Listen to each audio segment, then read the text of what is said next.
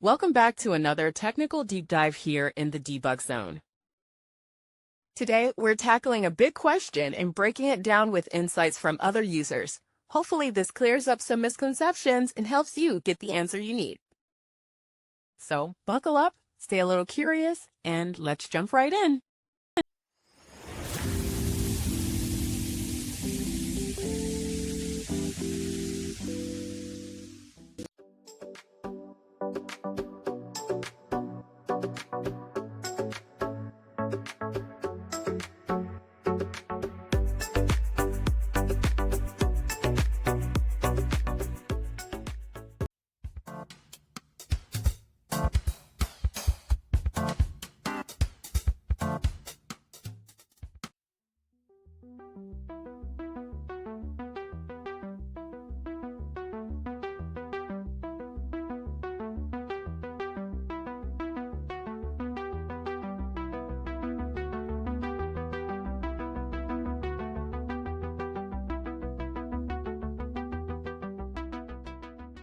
And that's a wrap.